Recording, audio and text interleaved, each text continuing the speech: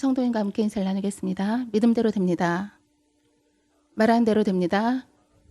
기도한 대로 됩니다. 아멘. 사도 바울은 이방인에게 복음을 전하기 위해서 로마로 가기를 원했습니다. 그러나 그의 로마 방문이 번번이 막히게 되었다라고 말합니다. 본문 22절에서 25절 말씀 한 절씩 교독하겠습니다. 그러므로 또한 내가 너희에게 가려 하던 것이 여러 번 막혔더니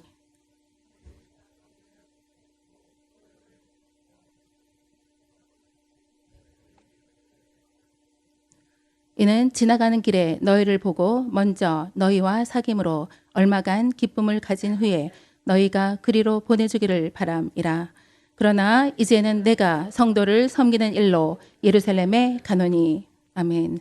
사도 바울은 막 이방의 선교를 시작하고 있었습니다. 그런데 갑자기 이방 나라가 아닌 예루살렘으로 간다고 말합니다.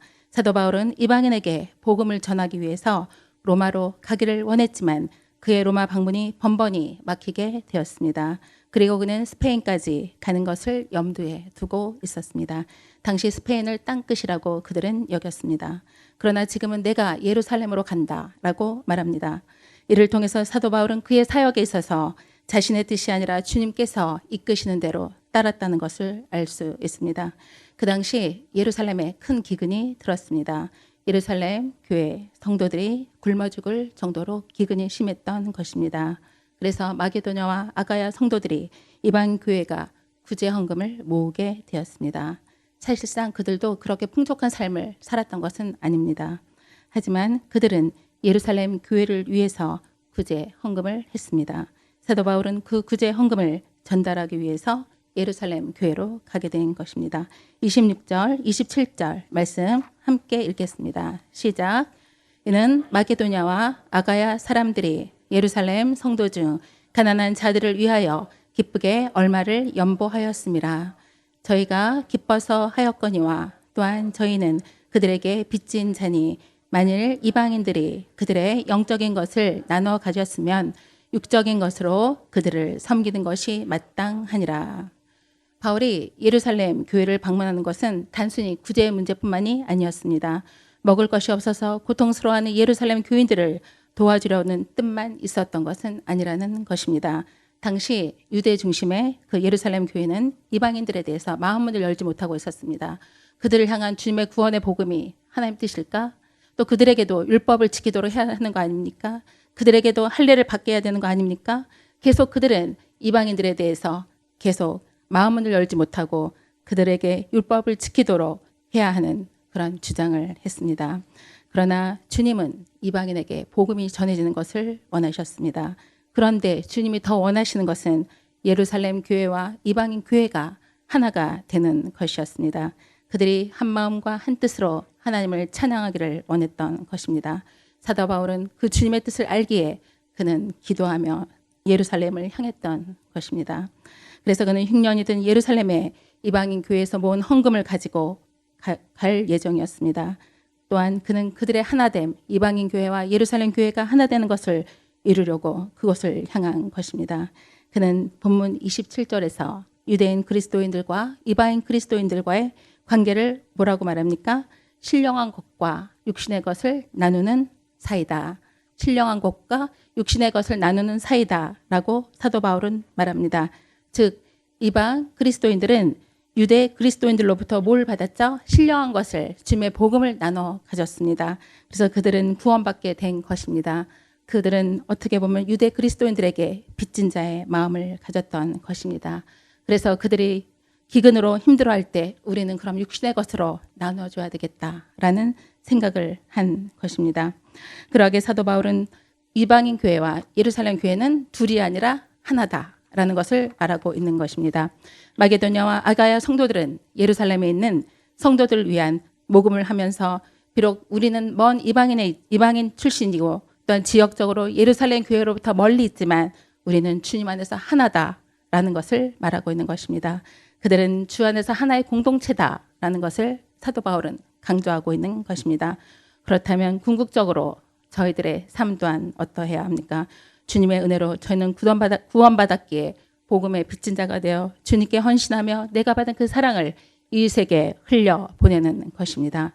그리고 또한 바울은 마게도냐와 아가야 지역 교회 성도들이 정성껏 마련한 구제 헌금을 뭐라고 표현합니까? 열매다라고 말합니다. 28절 말씀 함께 읽겠습니다. 시작. 그러므로 내가 이 일을 마치고 이 열매를 그들에게 확증한 후에 너희에게 들렀다가 서바나로 가리라. 이 헌금을 열매라고 표현한 것은 왜 그렇습니까? 바로 그 헌금은 영적인 은혜를 나누어 준 자들에 대한 감사와 사랑의 고백으로 모아졌기 때문입니다. 그 사랑 안에서 자연스럽게 맺힌 아름다운 열매, 아름다운 결과이기 때문입니다.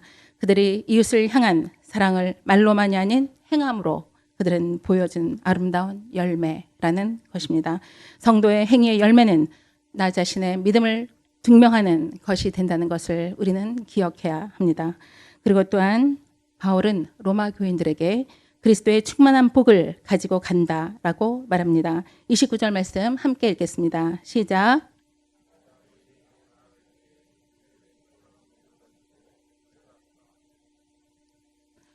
바울은 자신이 로마에 가서 그들에게 풀어줄 선물 보따리가 있다라고 말합니다. 그것이 무엇입니까? 바로 그리스도의 충만한 축복이라는 것입니다. 바울은 로마 교회 성도들이 필요로 하는 것을 충분히 인식하고 있었습니다. 그래서 그는 로마서 1장 11절에서 이렇게 말합니다. 내가 너희 보기를 간절히 원하는 것은 어떤 신령한 은사를 너희에게 나누어 주어 너희를 견고하게 하려 함이니. 사도 바울은 로마 교인들에게 내가 신령한 은사를 나눠줄 것이다 라고 이미 로마서 1장 11절에서 말하고 있는 것입니다. 사도 바울은 로마 교회 성도들을 마주 대했거나 눈으로 본 적은 없었습니다. 하지만 그는 그들을 향해서 항상 기도했습니다. 그러하게 사도 바울은 로마 교인들의 영적인 필요를 잘 알고 있었고 그들과 영적으로 하나가 되는 밀접한 관계를 가지고 있었습니다. 그렇다면 사도 바울이 준비한 그 선물은 무엇입니까? 새로운 복음이라든지 예수 그리스도를 새롭게 믿게 하는 그런 복음은 아닙니다. 이미 믿음 안에 있는 자를 더욱 성숙시키기 위한 깊이가 있는 가르침이라는 것입니다. 충만함으로 번역된 플레로마는 가득함, 완전한 분량, 즉 예수 그리스도의 장성한 분량이 충만할 때까지 이르도록 그들을 믿음 안에서 견고하게 세우겠다는 그런 뜻입니다. 바울이 로마 교회 성도들에게 전하려는 영적 선물은 매우 풍성하고 귀중한 것임을 우리는 알 수 있습니다. 또한 사도 바울은 로마 성도들에게 기도를 부탁합니다. 왜 기도를 부탁할까요? 바울이 예루살렘으로 가는 그 길이 너무나 힘들어서 기도를 부탁했을까요? 그보다는 이방인 교회와 예루살렘 교회가 하나가 되지 못하는 그 영적으로 나누어지는 그들의 마음을 하나로 모으기 원했기 때문에 그는 그들의 하나됨을 위해서 로마 성도들에게 기도를 부탁한 것입니다. 30절에서 32절 말씀 함께 읽겠습니다. 시작. 형제들아, 내가 우리 주 예수 그리스도와 성령의 사랑으로 말미암아 너희를 권하노니 너희 기도에 나와 힘을 같이하여 나를 위하여 하나님께 빌어 나로 유대에서 순종하지 아니하는 자들로부터 건짐을 받게 하고 또 예루살렘에 대하여 내가 섬기는 일을 성도들이 받을 만하게 하고 나로 하나님의 뜻을 따라 기쁨으로 너희에게 나아가 너희와 함께 편히 쉬게 하라. 아멘. 사도 바울은 로마 성도들에게 세 가지 기도를 부탁합니다. 첫째는 과격한 유대주의자들로부터 박해의 위험으로부터 바울 자신을 보호받을 수 있게 도와달라. 그것을 기도 부탁했고요. 둘째는 예루살렘의 성도들이 기쁜 마음으로 구제 헌금을 받아줄 수 있도록 혹여라도 이방인 교회에서 우리를 위해서 보냈어. 별로 마음에 안 내키는데 이런 마음으로 갖지 않고 흔쾌히 감사하는 마음으로 받기를 기도를 부탁했습니다. 셋째, 로마 교회 방문이 속히 이루어질 것을 사도 바울은 기도를 요청했습니다. 예루살렘으로 가는 길이 사도 바울에게 있어서 부담스러운 일이었습니다. 하지만 그는 주님의 명령이기 때문에 그는 순종하며 나아갔습니다. 내가 하고 싶다고 하고 내가 하기 싫다고 안 하는 것이 아니라 주님의 뜻이라면 순종해야 하는 것이 성도의 모습이고 예수 그리스도의 제자의 모습입니다. 사랑하는 성도님들께서도 주님의 뜻을 구하며 또한 주님의 뜻이라면 순종하려고 무던히도 애쓰며 지금까지 나아오고 계신 것이 아닙니까? 이 시간 잠깐 같이 찬양했으면 좋겠는데요. 이 찬양 다 아시죠? 주님 말씀하시면 내가 나아가리다. 네, 이 찬양 함께 부르시겠습니다.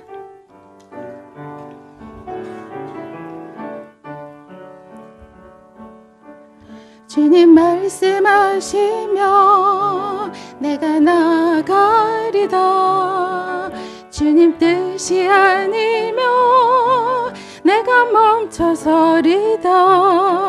나의 가고 서는 곳 주님 뜻에 있으니 오 주님 나를 이끄소서. 주님 말씀하시면 주님 말씀하시며 내가 나가리다. 주님 뜻이 아니며 내가 멈춰서리다. 나의 가고 서는 곳 주님 뜻에 있으니 오 주님 나를 이끄소서.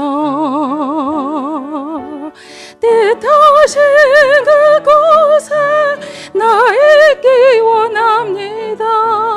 이끄시는 대로 순종하며 살리니 연약한 내 영혼 통하여 일하소서. 주님 나라와 그 뜻을 위하여 오 주님 나를 이끄소서. 아멘. 네, 이 고백이 저희들의 고백이었으면 좋겠습니다. 저는 신학을 공부하면서 많은 갈등을 했습니다. 만학도로서 늦은 공부를 하면서 여러 가지 환경과 여건 그리고 공부의 내용도 쉽지 않았습니다. 특히 히브리어와 헬라어를 할 때는 마음이 주야로 아침 저녁으로 바뀌었습니다. 아침에는 막 자신감이 생겨요. 나 잘할 수 있을 것 같아. 근데 저녁 때 되면 나 못할 것 같아. 하루에 마음이 여러 번 변하는 거예요. 그래서 제가 이 어려운 공부를 할 수 있을까? 이 어려운 길을 갈 수 있을까? 이런 마음으로 많은 갈등을 했습니다. 그러기를 수도 없이 반복했습니다. 그런데 저는 그 상황 속에서 그리스도의 사랑이 저를 강권하시는 것을 느꼈습니다. 저항할 수 없는 주님의 그 사랑을 저는 느꼈습니다. 그리고 주님은 제가 주님의 사랑에 매여 있다는 것을 순간순간 느끼게 해 주셨습니다. 공부할 수 있는 환경과 여건도 열어주셨고 만남의 축복도 주셨고 지혜와 건강도 주셨습니다. 그러하기에 신학의 공부를 잘 마칠 수 있었습니다. 그러하기에 지금까지 저에게 있어서 바뀌지 않은 고백이 있습니다. 뭘까요? 주님이 하셨습니다. 네, 주님이 하셨습니다. 주님이 하셨습니다. 이것이 바로 저의 고백입니다. 오늘 말씀을 마무리하려고 합니다. 복음 전파에 대한 사도 바울의 열정은 참 대단했습니다. 복음의 빚진 자라는 의식은 그로 하여금 이방 선교에 헌신하게 했습니다. 그는 모두 3차에 걸쳐서 약 10년 동안 소아시아와 유럽을 통해서 복음을 전했습니다. 그 기간 동안 그는 수없이 많은 시련 또한 당했습니다. 그럼에도 불구하고 그는 또 로마에 가기를 원한 것입니다. 로마 사람들에게도 복음을 전하기 원한 것입니다. 더 나아가 그는 서바나까지 이르러 땅끝까지로 내 복음을 전하라는 주님의 명령을 실천하기를 원했습니다. 사랑하는 성도 여러분, 복음의 빚진 자가 어디 바울뿐이겠습니까? 우리 또한 저 또한 복음의 빚진 자입니다. 그런데 왜 우리에게는 바울과 같은 복음 전파에 대한 열정이 없는 걸까요? 그것은 바로 우리가 받은 구원의 가치, 은혜의 크기를 모르기 때문입니다. 우리가 받은 구원의 축복은 그 어느 것과 또 비교할 수 없는 놀랍고도 고귀한 은혜입니다. 우리는 하나님을 만났던 첫사랑을 회복해야 합니다. 우리를 향한 하나님의 사랑과 은혜를 다시금 깨달아야 합니다. 그러할 때 우리는 복음을 전하지 않고는 견딜 수 없을 것입니다. 우리에게도 바울과 같은 복음 전파의 열정이 충만하기를 소망합니다. 그리하여 이 시대에 우리 교회를 통해서 예수 그리스도의 복음을 전하는 축복의 통로, 생명의 통로가 되기를 간절히 소망합니다. 아멘.